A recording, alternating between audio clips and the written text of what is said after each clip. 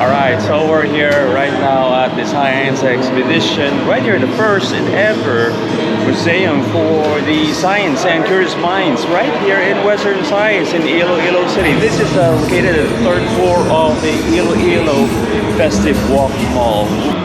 You will be having a lot of curious minds right here, and I hope we're just gonna be like observing this one, because this is gonna be a awesome for the high school and of course for the elementary students, especially you guys. So we have your infographic experience on that.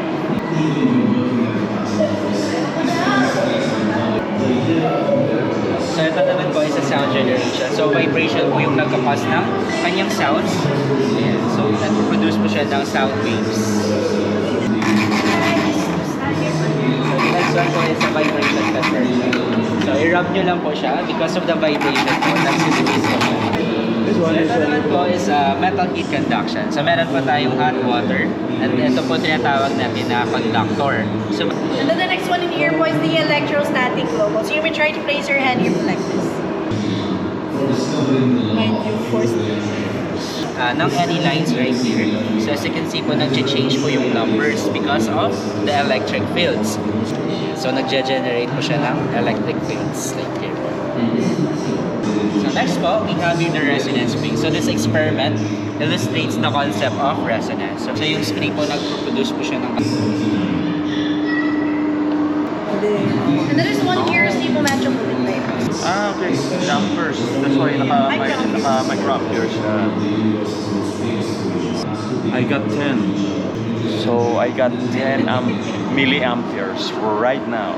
And then this one in here po is the radiation experimental apparatus. So we have two cylinders here inside, the black and then the white, the light and then the temperatures. So what shows the radiation that the colors or surfaces absorb.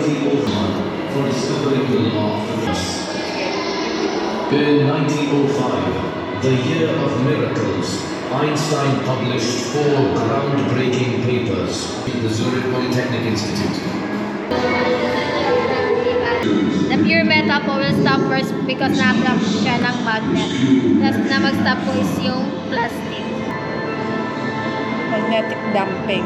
Yes po. Magnetic.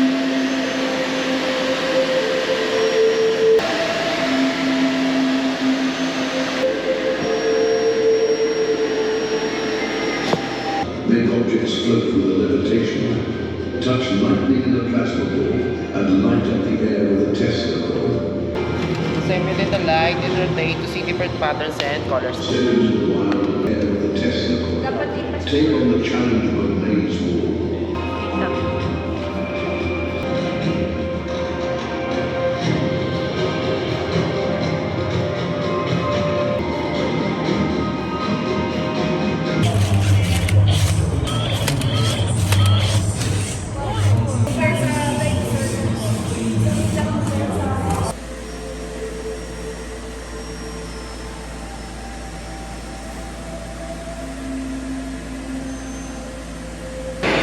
Well, that's about it for now for our around the world right here on the Science XPdition, right here in the 3rd floor of the Iloilo Festive Walk Mall. I'm there saying bye for now and see you in the next adventure.